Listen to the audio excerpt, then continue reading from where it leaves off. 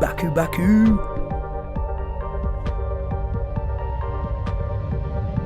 Baku's a crazy race, boys.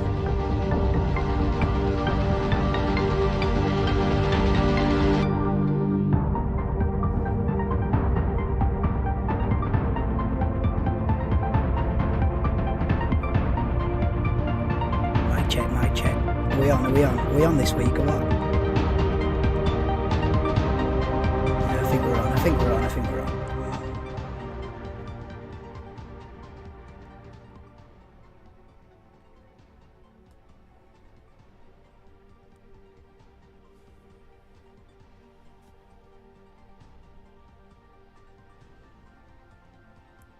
Hello and a big welcome to the channel. I'm the Motorsport Madman and this is the Thursday night preview show ahead of the 2022 Azerbaijan Grand Prix. If you are new to the channel, if you are a fan of Formula 1, get yourself subscribed because I am live for every single qualifying, every single race from the Formula 1 World Championship. So this is the Thursday night preview show. We're going to be split into 4 parts. We've got a little bit of history, which is not a lot in Baku because I've only been doing this race for about 4 or 5 years.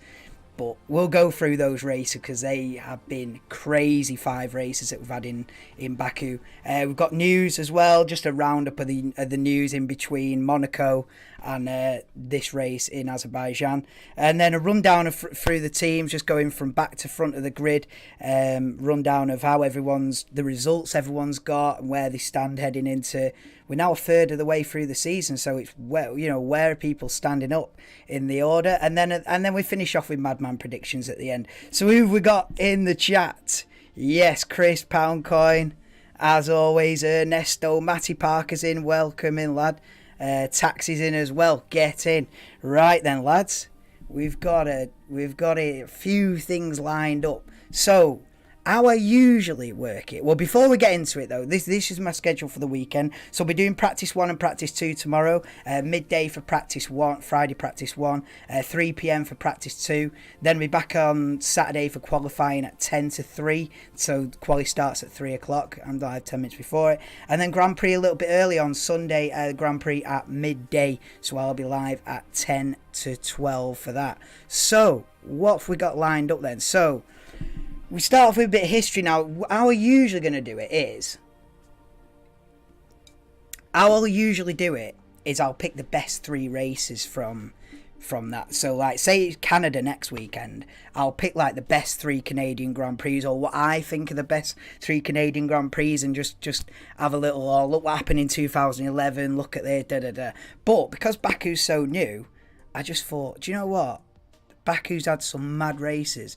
I'll just mention all of them, innit? So, you see, it just started in 2016, so they've only had because they missed 2020 due to the pandemic, they've only had 5 races, and they've all been bangers. So let's have a look through. So what's Baku known for? Baku's known for its 2.2 kilometre straight. This is the longest straight in Formula 1. This is DRS heaven. Denver, if you're out there, this is your DRS zone. Made from heaven. 2.2 kilometre straight, longest straight in Formula 1. This is where they get absolute maximum speed, 350 kph. Absolutely rapid. This is a street circuit, but this is the opposite to Monaco. Monaco's slow, tight twist. This is rapid. This is absolutely rapid for a street circuit. But then you've got a big contrast because it's also known for the tight, twisty section round the castle, and many people have put it in the wall there. That is narrow for Formula 1. That is as narrow as it gets for Formula 1. Round that little castle section, it's mint. You got to be absolutely bang on where you place that car every single lap. So that's the 2 characteristics that Baku's known for. Now we'll go through some of the races that we've had around here, because these have been crazy. Yes, Josh, welcome in, bro. How are we doing? We're just gonna go for it. Yeah, the castles have walls. But look at how tight it is around that castle, man. In Formula 1 terms, that is fucking needle through. You know what I mean? That is seriously threading the needle, that is. So, first Azerbaijan Grand Prix was in 2016. This was the podium. Rosberg won it from Vettel. Sergio Perez. Yeah, this is a good track for Sergio Perez. He got a podium here and the first time that they raced here. But it really kicked off in 2017. So 2017, we had this incident. This was Vettel on a rage. He rammed Hamilton on purpose behind the safety car. It was a misunderstanding. He thought Hamilton had brake checked him, went into the back of Lewis by accident. And he was like, what are you doing brake testing me? What are you doing brake testing me? Pulls up alongside him, rams into him. And this just kicks off the Baku chaos. The Azerbaijan Grand Prix has had some bangers. So that ended up with a podium. Ricciardo won that one.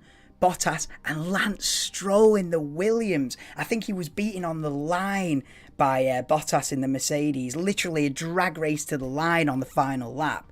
Lance Stroll on the podium. We've had some mad results round here. That was 2017, right? Then 2018, even more crazy. Fernando Alonso, a big crash in the first lap, limps back to the pits with his car like that. Two wheels on your wagon. He limped a full lap round like that. And got back to the pits and got the car fixed and carried on and finishing the points, I think. Like, what the hell, man? Listen, if your car's in that state, every other driver would have just pulled over and been like, nah, mate, game over.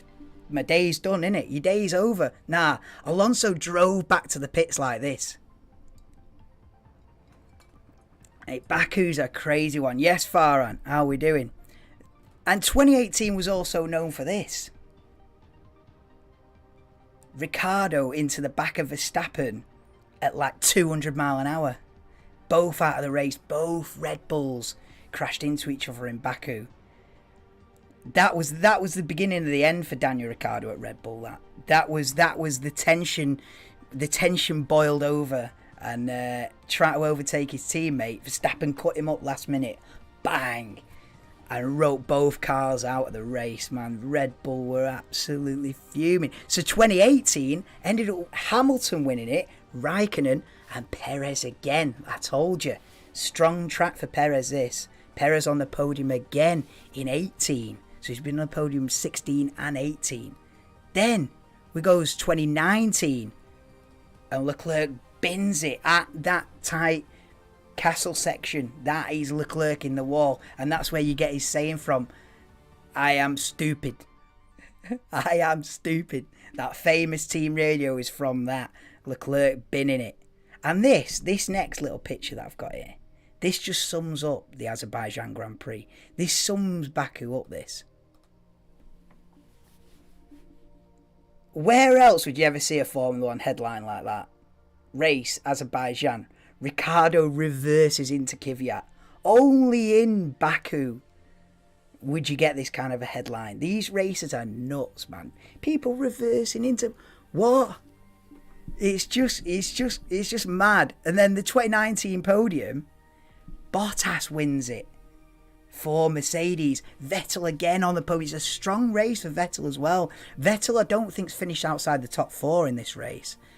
But then we miss a year due to the pandemic. You can't park there. Oh yeah. Matty, there's always crashes here, lad. Always. It's guaranteed. It's absolutely. You know, it's like betting on a yellow card in El Clasico. Do you know what I mean? It's guaranteed, lad. Like betting on a yellow card in the Old Firm derby. Do you know what I mean? It's a dead cert. So then we skip a year because 2020 they didn't do it. Cancelled. Everything was cancelled in 2020. 2021 we're back. Another iconic moment at Baku in last year. Max leading from the front gets a puncture. Spins off, hits the wall, 200 mile an hour, spins the car 8 times, out of the race, big drama. And then, in the restarts, obviously there was a red flag, safety car, all the rest of it. Then in the restart, Hamilton pulls this off. Totally outbrakes himself, goes straight on at turn 1. Mate, this was drama last year. Verstappen and Hamilton both had a nightmare. Both had a nightmare here last year. So Listen. Guess who won it? Guess who won it? Yeah, your man. Perez. Look at this podium. Look at that podium. Perez wins it for Red Bull. This is last year. Sebastian Vettel for Aston Martin P2. I don't even know how he did that. I'd have to re-watch the entire race to figure out how the hell Vettel got a P2 in an Aston Martin. And look at P3. I'd totally forgotten. It was only on like researching this stuff that I realised that Gasly got a podium here last year in the AlphaTauri. What? I don't even remember like what's gone on there to have that. So this race, it just puts the cat amongst the pigeons. This race is, I mean, watch it be a Red Bull 1-2. Watch it be boring now I've hyped it up like this. But it is very rarely, well, there hasn't been a boring race around here. So if it is a boring race, it is a first. So yeah, that's just a little bit just going through. Like I say, usually what I'll do is I'll go through the best 3 races has been, but in Azerbaijan, mate, they've had 5 races and 5 mad results. So yeah, that's just a little bit of the history of Azerbaijan. Go into a bit of a news roundup. There's not been that much going on. The biggest news was just after Monaco, actually, a couple of days after Monaco. Perez getting a new deal. So Perez will stay at Red Bull till the end of 2024. Now that's confirmed.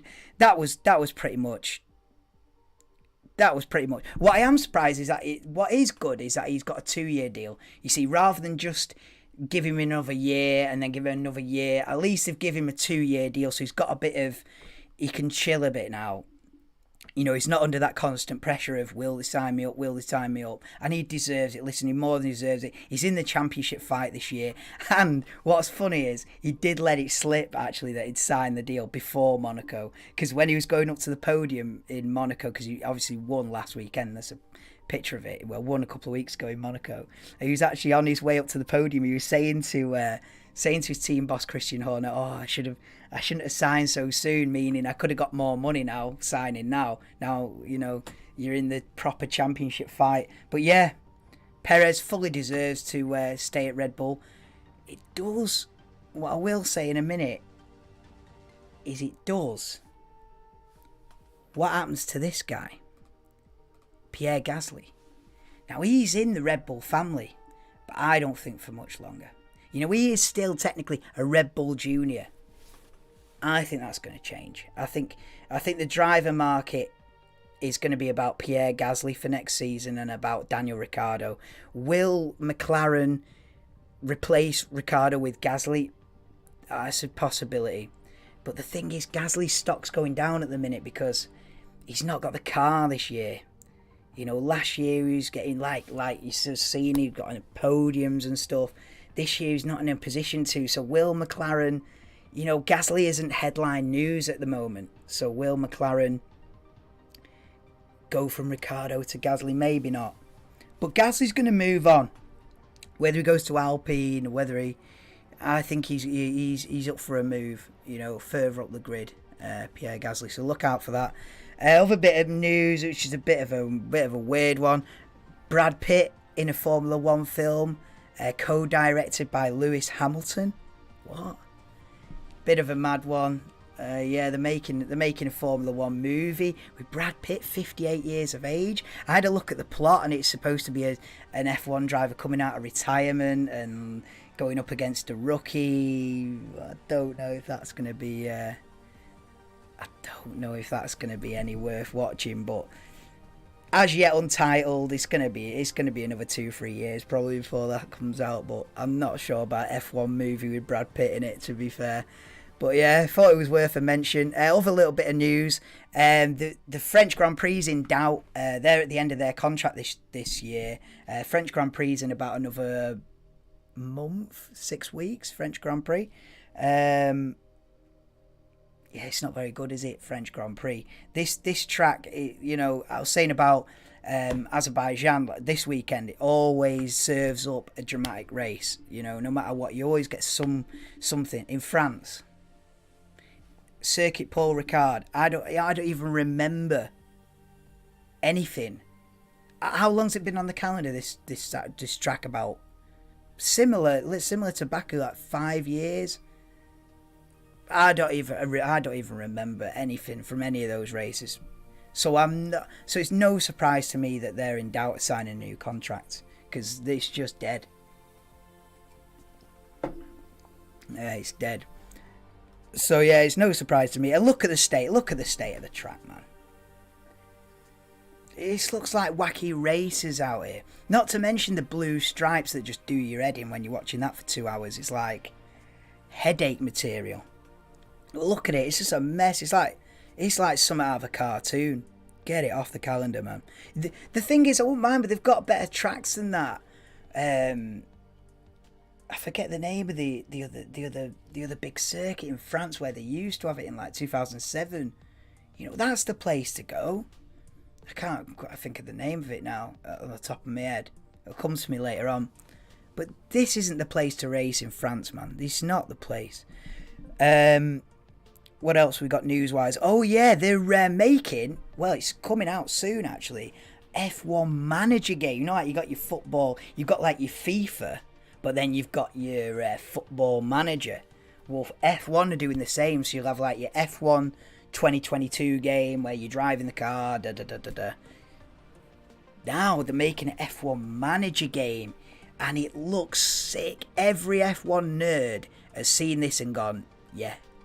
Every F1 nerd has seen these pictures of this and gone, that is for me. That is for me. You manage your own team, pit stop strategies. Oh, mate. For 99.9% of people, this is as boring as it gets. But for the F1 nerds out there, F1 manager, I'll definitely do a series of that on this channel. Because the thing is, I'm going to bring gaming into this channel starting from July, when the new F1 game comes out, like the F1, the proper F1 game. When that comes out, that's how I'll bridge the gap between the races. Because at the moment, like, there's been Monaco, and there's been like 12 days, 14 days where the channel's just sitting there doing nothing. And you can't have 2 weeks. The channel never go anywhere. I'll find myself 3 years down the line and have gained 10 subs. Do you know what I mean? Like, I've got to bridge the gap between races, and this is the way. F1 manager and F1 2022, like the proper F1 game, and I'll just do career modes and stuff in between. And yeah, like, it's not watch-alongs, it's not, but I feel like it's better just to do any content F1 themed rather than nothing, rather than just a dead channel for 12-14 days, innit? So yeah, you're starting from July. You know, I'll be on every like second, third day. Do you know what I mean? Doing F1 games and career modes and stuff like that when the new one comes out. Yeah, so that's about it for the news. The other little bits of details that I like to pick up on, livery details going into the races, is Alfa Romeo coming with a different livery, coming with a green, like an Italian flag livery, which I personally love it. I think it looks great. That. I don't know why they've changed the livery. I don't know if it's just for one race, whether it's for the rest of the season. But it looks mint. Brand new Alfa Romeo livery. Then because of Pride Month, Mercedes have got this colourful badge which they're keeping for 3 races. Just little details. It's not life changing. Do you know what I mean? And then the other thing is, Alpine going with this little rainbow design for Pride Month. Also, you'll see these little stripes probably on most cars, I'd say. You know, most teams pick up on that these days. In fact, a couple of years ago, all the teams had it on for the full season under a campaign We Race as One. So don't know what happened to that campaign. But yeah, that's about it for the news. I usually have a little weather thing, but I think the weather, there's no chance of rain, I don't think. I had a little look. It's going to be windy on the Friday, but no chance of rain. Not like Monaco, where it was just like... The thing is, in Monaco, there was too much rain. The thing got delayed. Le Castellet. No, that's where they race now. That's that one. What I showed you is Le Castellet. Now the one they used to race at. Oh, forget the name of it, man. In France, French Grand Prix 2007. But that'll come up with it. They raced there until 2007. and then they didn't have a French Grand Prix for like what 10 years, and they come back with thingy, didn't they? They come back with this track with Paul Ricard. But mate, he's dead. Anyway, Paul Ricard, mate, there on the last year. Anyway, yeah, so that's it for the news segment. But yeah, a few things lined up there, weren't there? Now we'll have a bit of a team by team rundown. Now you can see the results column getting smaller and smaller every week as I realise that I've got to fit a list of 22 race results in there. By when you're watching this in November, December, mate, it's going to be like 22 race results there. So yeah, it has gone smaller. If it is hard to read, I do apologise. But this the only way I'm going to fit onto the screen is if I just shrink it all down. So yeah. We'll go from back to front in Constructors' Championship order and just go through the teams, the results they've got so far. So, obviously, at the bottom, 10th place at the moment. Hopefully they won't finish 10th, but they probably will. Magny-Cours. That's it, Chris. Magny-Cours. They've got to go back to Magny-Cours. I don't know why they ever left there. That's the circuit, Chris. Because that was going to bug me for the next fucking... that was going to bug me for the next hour, that Magny-Cours, yeah, they got to go back there. That was the driller. Much better than where they race now. But yeah, so we'll start off with Williams, 10th and last, with only 3 points, all 3 of those points being scored by Alex Albon, of course, with his 10th place in Australia and 9th in Miami. You know, Alexander Albon driving, getting the most out of the car. Don't know what happened to him in Monaco. But he's not finished the race. I don't think he crashed, did he? I think it was more than likely a mechanical failure, but I don't even remember Alex Albon DNF in Monaco. As for Latifi, man, he's finishing races, but look at it. 16th, 16th, 14th, 16th, 15th. Nowhere near the points at the minute, Nicky Latifi. And is it his final year in Formula 1? I think it is. I think Williams go with Oscar Piastri next year. Albon and Piastri, can they afford to do that? Because Latifi brings a lot of money to the team. Can they afford to go Albon, Piastri? If they can, they've got to do it. Yeah, so that's Williams. Let's move on to 9th placed Aston Martin on 7 points. 5 points now scored by Sebastian Vettel with his 10th in Monaco. Another cheeky point for Vettel. He's starting to gather it together. I think he might get another couple of points, as you'll see in my predictions. I think he'll get another couple of points in Baku because, as I was saying like 20 minutes ago, Vettel's good round here. Baku. He's like I said, I don't think he's finished outside the top 4. Listen, I don't think he's going to get in the top 4, not driving this car, but I think he'll get in the points. As for Lance Stroll, again, it's like Latifi's finishing the races, but it's not. You know, in the last couple, 15th, 14th, you're not even knocking on the door of points. He's picked up a couple of points there. Imola, you can see, straight to P10. Miami a P10. So, they've not got. To be fair to them, they've not got the car, have they? They've taken a massive step backwards. Aston Martin and AlphaTauri, the biggest disappointments this year. Probably Aston Martin, probably the biggest disappointment this year. Going on now to 8th placed Haas. Kevin Magnussen with all 15 of their points. And but not scored in the last 3. Look at that. Miami DNF, Spain, 17th. That he had contact with Hamilton, didn't he, on the first lap.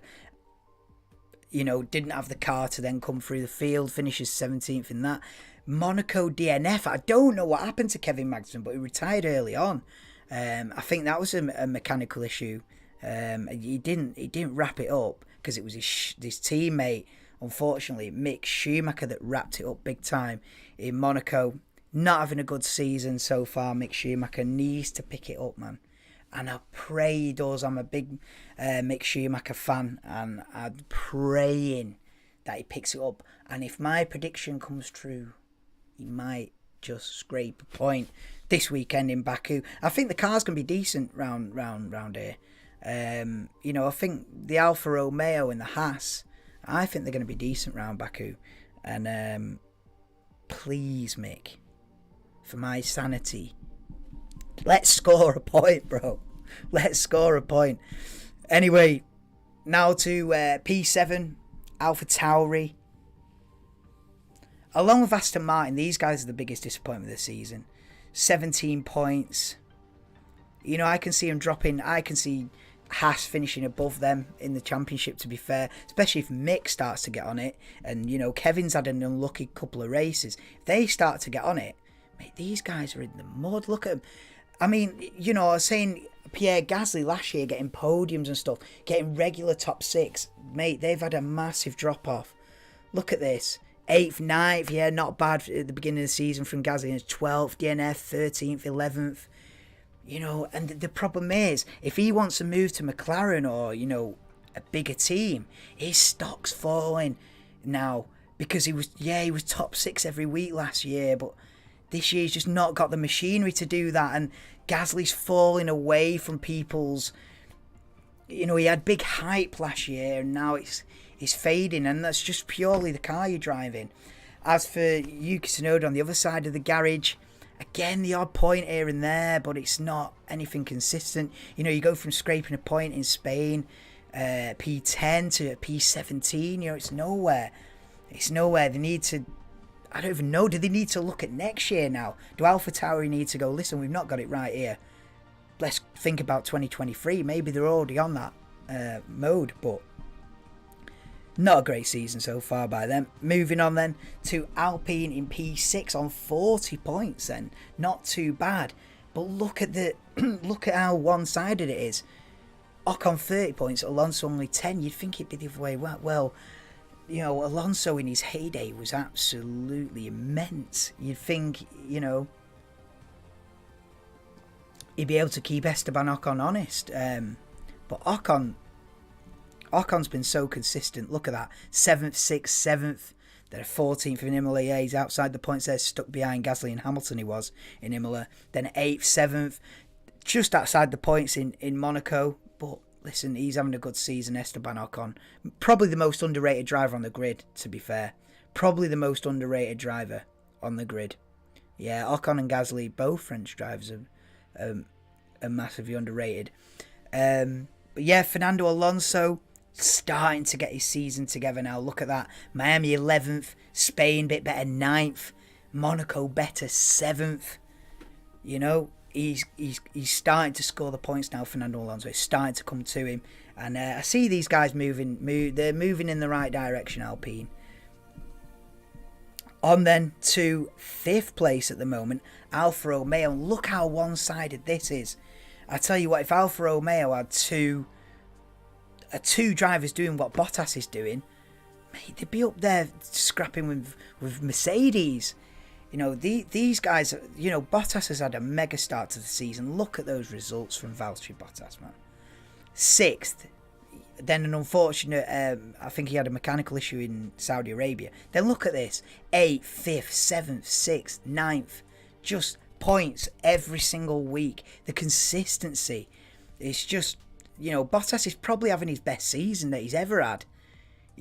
Maybe the was it 2019 he was in the championship fight till late on. Other than that, this is a great season for Bottas. And he's showing Mercedes, listen, still got it. Still got it, never lose it. No, still got it, man. And Zhou Guanyu, he's a rookie, so you can't lay into him too thick. He's a rookie. He picked up a point on his debut actually in Bahrain. That was because the two Red Bulls broke down, didn't they? But listen, he's got to start picking it up now. You've had your 8 races where you're just bedding yourself in. Come on, you got to get up there with start getting on Bottas pace. Start scoring a few points now, Zhou Guanyu.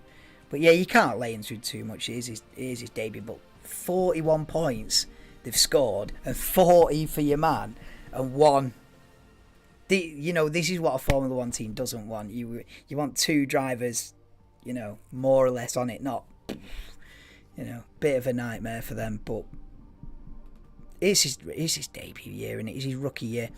Moving on then to McLaren, fourth at the moment. Then 59 points for McLaren. Bit of an up and down season, especially for Daniel Ricciardo. More downs than ups. Look at that 14th DNF, sixth. Great result in Australia, but it's the only points he scored was in Australia. Then look at this: Imola 18th, Miami 13th, Spain 12th, Monaco 13th. Mate, Daniel Ricciardo, with every race that goes past, his reputation is just slowly being chipped away at. The reputation that he built through his years at Red Bull, are just slowly being chipped away as the next 14th place finish comes in, the next 12th, the next 15th, and I tell you what, Daniel Ricciardo's treading on thin ice. By the end of the season, if he doesn't pick it up, I don't even know what he's going to do, because McLaren are going to say, listen, Daniel, we've give you 2 years and it's not happening. And then what does he do? Does he think, if McLaren let him go at the end of the season, does Daniel think, oh, I've got to stay in Formula One, look for a drive elsewhere, look at Williams, or look at I don't even know off the top of my head, look at Aston Martin, or, does he look at trying to stay in F1 no matter what, Alfa Romeo, or maybe Alfa Romeo would take him, if Zhou Guan Yu keeps underperforming, maybe Daniel has a look there, Aston Martin or Williams, or does he start to look at other series? Does Daniel Ricciardo think maybe better off in America? I don't know, man, but he's not had a good couple of years, and I don't think he'll be at McLaren beyond this season, to be honest with you. Unless it's a miraculous turnaround, I don't see him being at McLaren at the end of this season. Daniel could do well in IndyCar. That might be it, Simon. That might be what he ends up doing. Having said that, I should have put this in the news bit. Marcus Ericsson has just won the Indy 500. Same day as the Monaco Grand Prix, because I come off the live, switched over to Indy, mate. I couldn't believe it. You come out of the pits with like 10 laps to go, Marcus Ericsson, and he was rapid. Overtook, I think, 2 guys. I think he overtook was it Pato O'Ward and someone else in the Dixon, was it? And he dominated it, mate. At the end, he was rapid. And Marcus Ericsson was like a backmarker in Formula 1. Marcus Ericsson was just an also-ran in Formula 1, like a Latifi or like a Stroll, someone like that, where you're not really grabbing the headlines. Bang, wins the Indy 500. To me, that shows the standard of Formula 1, that. These are the best drivers in the world. Never forget that. These are the best drivers in the world. Yeah, Marcus Ericsson won the Indy 500, and I went off on a tangent there, but that's maybe what Daniel can do, Maybe he can go to IndyCar and win the Indy 500. Because I tell you what, he ain't anywhere near winning at the moment. But yeah, I went off on a tangent there. Now to third place. Oh, do you know what? I didn't even mention Lando Norris. I am not giving it justice because we've been having a go at this side of the garage. But look at this side of the garage. Britain's Lando Norris, smashing it out of the park. 7th in the championship with 48 points. Look at this. 7th, 5th, 3rd. DNF in Miami. What happened in Miami? Oh yeah, he tripped over Gasly. Silly incident in Miami, should never have happened. Spain 8th, Monaco 6th, Lando Norris having a great season, and that just makes it worse for Ricciardo, because he can't just go, oh, the car is rubbish. He can't say that, because you've got Lando on the other side of the garage absolutely smashing it, so it's putting him in the grave even more. Just an absolute flipping Yeah, Lando's having a great season though. Yeah, I can't just skip him. Do you know what I mean? Anyway, on to Mercedes and George Russell, Mr. Consistent. You know, you got to think of your performers this season. You got to be looking at Bottas. Norris has done well. Russell, obviously Verstappen and Leclerc, they're going to fight for the championship. Perez as well is he's done well. But George Russell has had a mega season so far. Look at this, not finished outside the top 5 despite the problems that Mercedes have had. Look at this, 4th, 5th, 3rd, 4th, 5th, 3rd, 5th. George Russell, mate, he's got the absolute, I mean, I say this every week, he's getting the absolute maximum out of that Mercedes. And as soon as they are on pace with Ferrari and Red Bull, however long that takes, you know, I believe that by the second half of this season, you'll have 6 cars fighting for every single win. You know, I think Mercedes will catch up. It's just a matter of when, not if. And when they do catch up, you know, George is going to be on it. George is going to be fighting for wins as soon as he's got the car to be able to do that. Lewis is getting it together now. He had a dodgy start to the season, you know, getting knocked out in Q1, having a few dodgy results. You know, look at Imola, 13th, stuck behind Gasly and stuff. But then he started to come good. 6th in Miami, not bad. Spain, 5th. And I tell you what, that 5th in Spain was his best drive. He come from the back. And he ended up overtaking Carlos Sainz round the outside with a few laps to go. He had race-winning pace in Spain, did Lewis Hamilton. Never write a man off. 8th in Monaco. But I think they'll do better in Baku. I feel like Mercedes are really getting on with it now. And Monaco will be a bit of an outlier, you know. Monaco won't be the strongest. But I feel like from now on, you'll see Mercedes on the coattails of Red Bull and Ferrari. They'll be really catching up now. So expect a strong second half of the season from Mercedes. On to second place now in the Constructors' Championship. Ferrari. They had an early lead, didn't they, the first few races? You know, with Leclerc bagging 2 of the first 3 Grand Prix he won. You know, Ferrari were off to a storming start. You know, people were, you know, me included. I was like, give Leclerc the championship. You know, when Verstappen broke down in Australia, I was like, this is a long way back. Verstappen's turnaround's been ridiculous. And it leaves Leclerc second in the championship, 116 points. He's really close at the top. The top 3 now are really close on points. I think there's only 15 points in it in the top 3 now. But yeah, let's have a look at Leclerc's season then. First, second, first. Imola 6th with a spin. Miami 2nd. Spain DNF, yeah, big mechanical issue. 4th in Monaco. He'll be disappointed with that. You know, Monaco's home race. Got stuck in that 4-car train at the end, and he was at the back of it, unfortunately. Bad strategy from Ferrari. I think, you know, Sainz had a better strategy, and the Red Bulls had better strategy, and Leclerc was just absolutely fuming with that 4th place in Monaco.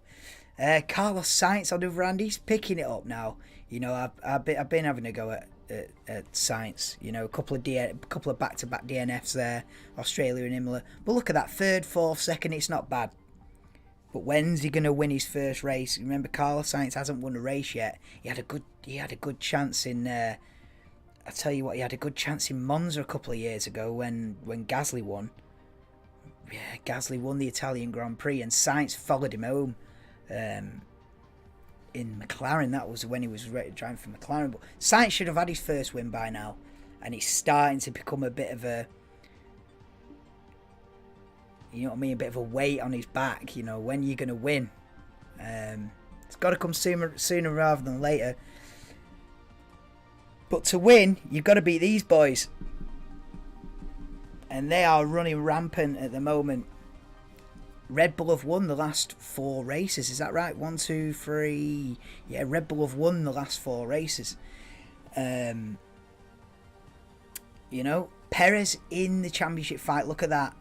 Max Verstappen leads the championship on 125 points. Perez third in the championship on 110. Leclerc in the middle on 116. So, you know, Sergio Perez with his win in Monaco, he's right in the championship hunt. And no wonder, look at the consistency. 4th, 2nd, 2nd, 4th, 2nd, 1st. And now we come to Baku, which is Perez is probably his best circuit in terms of results. You know, I think he had 3 podiums in 5 Grand Prix that they've had there. You know, he's had two unlikely podiums and a win last year. You know, so I tell you something, Perez can come away from this weekend leading the World Championship. You know, that sounds serious. You know, Perez could wake up Monday morning leading the Formula 1 World Championship. And that leads me on to the final part of the show. The Madman predictions. And emphasis on Madman. Because it's easy to predict a Red Bull 1-2. It's easy to predict Verstappen, Leclerc, Perez, Sainz 1, 2, 3, 4. Yeah, that's too easy. That's not how we roll around these areas. That's not how we roll. Perez takes podium, Verstappen. Is that what you reckon? Verstappen takes. So you're going Perez for the win, you mean? Ernesto. Verstappen second, Sainz third. Right, I'll tell you what I'm going for. Mick Schumacher to get his first ever point. Please, Mick. Please, Mick. Everyone pray. You're going Max, Perez, Russell. Yeah? Sounds about right, that. But I'm a madman. I'm a dead certain madman. I'm going Vettel P9. Yeah, he's not got the car to be in the top 5 this week, but, you know, Vettel's good round these streets. Vettel P9. Double points finish for Haas. I'm going Magnussen P8. You know, Schumacher P10, please. Magnussen back in the points, P8. Remember, Haas haven't scored points in the last few races. I reckon it changes. I'm going Alonso P7 with his teammate Esteban Ocon P6. I've gone Lando Norris P5. He's having a great season. I expect that to continue. Top 5 for you, man. Now this is where it starts getting a bit. This is where it starts getting a bit silly, right? So we've got Carlos Sainz in 4th. Yeah, that's fine.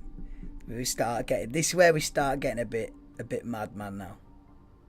If it comes true, listen, one of these days these predictions will be bang on. Yeah, and that's when we go viral. Because I'll hit the nail on the head one day. Yeah, oh damn right. It might take years, but one day I'll hit the nail on the head. So we're going Bottas podium. Yeah. I predicted this in Spain and it nearly happened. I think Bottas finished like 5th in the end. Ooh, close. In fact, he was in a podium position for quite a few laps and I was like, it's on. I'm going again. Oh, you'll never stop me. I'm going Bottas again podium. Nah, it's worse than that. It's crazier than that. Hamilton P2. What's going on? Where are the top guys? Where's Verstappen? Where's Leclerc? Where's Perez? What's going on? There's only one place left. Where's Russell? What's going on? What's he doing? Perez wins. Right, I'll tell you what I've gone for, right? This is what I've gone for. No, it's crazier than that. No, listen, it's crazier than that. Listen to this. George Russell pole position. George Russell pole position. Listen, one day I'll get this bang on, right? And everyone will go, what the hell's he predicted this? This is what I'm going for. Listen, I told you last week, I predict whatever makes the best story. Whatever makes the best story in my head, the best headline, that's what I'm predicting. This is it, right? This is what I'm saying. George Russell gets pole, right? Oh, yeah, easy. Easy, man. Fighting for the lead with Leclerc, they crash, right? So Leclerc wants to take the lead. This is just a story in my head, yeah? Leclerc and Russell battling for the lead, crash into each other, they're gone, right? Verstappen takes the lead, gets a mechanical issue, engine blow up, you know the drill. The right brake disc sets on fire, you know what I mean? He's got a fire on the rear right tyre, yeah? Verstappen out. Leaves this result. So you've got Leclerc, Russell, they collide fighting for the lead, and Verstappen has a DNF due to some technical issue, engine issue, right? Or brakes, right? Leaves Perez to win it, Hamilton second, Bottas third. You heard it here first. I'm the motorsport madman. Lewis won't get a second. No, he won't. He won't. But on the day I get the predictions right, you heard it here first. Every day of the week. Right, anyway, before I sign off, yeah, that's a madman predict. Russell pole. Imagine if that happens. Russell pole, Perez win, Hamilton second, Bottas for heavy. Anyway, yeah, that's about it from the Thursday night preview. I can't believe we've gone for 3/4 an hour. That's mental. But I hope you've enjoyed it. Listen, if you have enjoyed it, listen, leave a like, because a lot of effort goes into the preview shows. When it's just a watch along, it's easy, isn't it? You're just watching and commentating on what you see. But when you make a preview show, you're going to make something out of nothing. And I hope that I do justice to that and I make something out of nothing. So if you have enjoyed it, listen, leave a like. Subscribe if you're into Formula 1. I'm live for every single qualifying and every single Grand Prix. But yeah, guys, that's about it. I'm back at midday tomorrow, as you can see from the graphic there. So yeah, peace out, guys. Hope you enjoyed it. Madman predictions for the win.